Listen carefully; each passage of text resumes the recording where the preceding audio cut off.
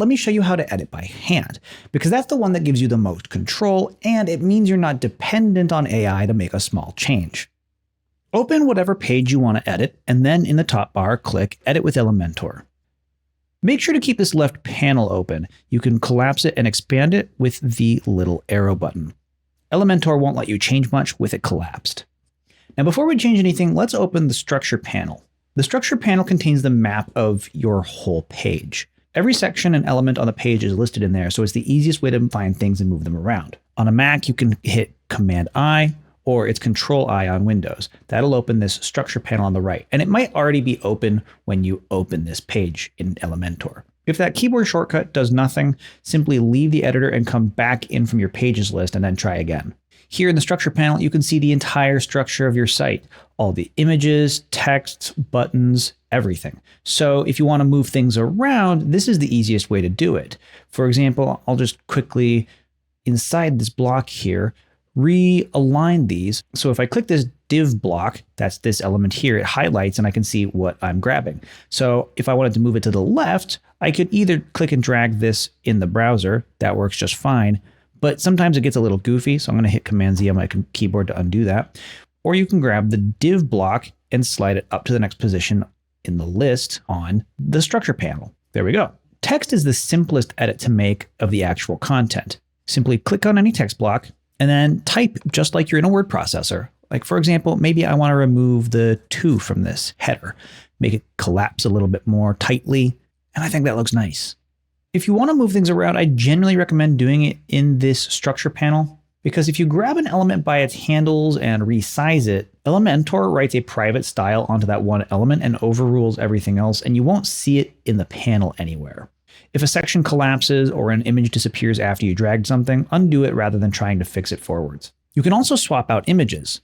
Let's find an image we want to change. So if you click on this image block here, there is an image editor in the panel on the left. So you can click to upload a fresh image. You can select an image from your media library, and here you can see all of our images that we've used so far on the site are in our media library.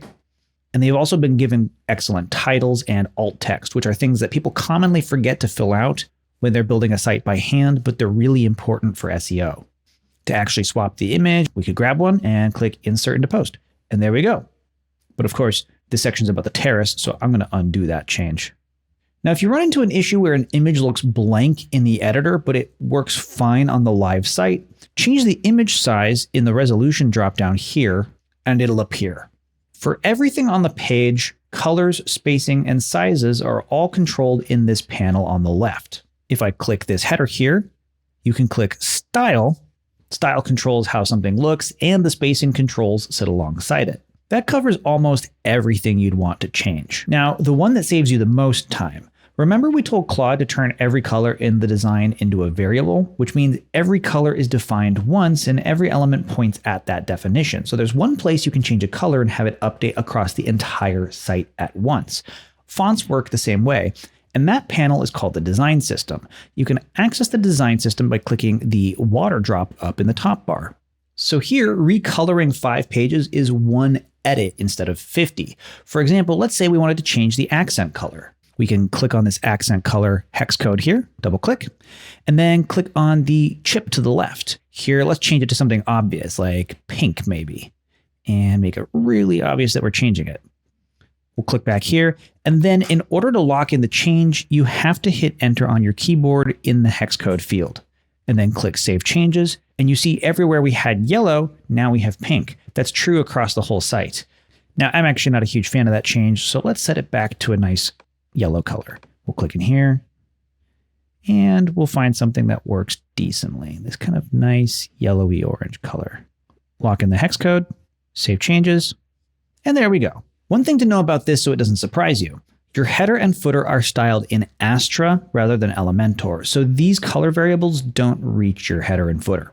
If you change a color here and the header stays the same, that's why. You change it in the Customize menu I showed you earlier in the top bar from the main page viewer. And if you ever have Claude change something on your site, refresh WordPress before you look at it. Leave the page and come back, otherwise you'll be looking at the stale old version wondering why nothing happened. Once you're done making changes by hand to your page, click Publish in the upper right to set it live. If you've just been watching and you haven't been following along step by step, it's time to build. Use the link on screen or the one in the description to claim an additional 10% off any Hostinger plan and get your site started. Thanks for watching. Now go build something awesome.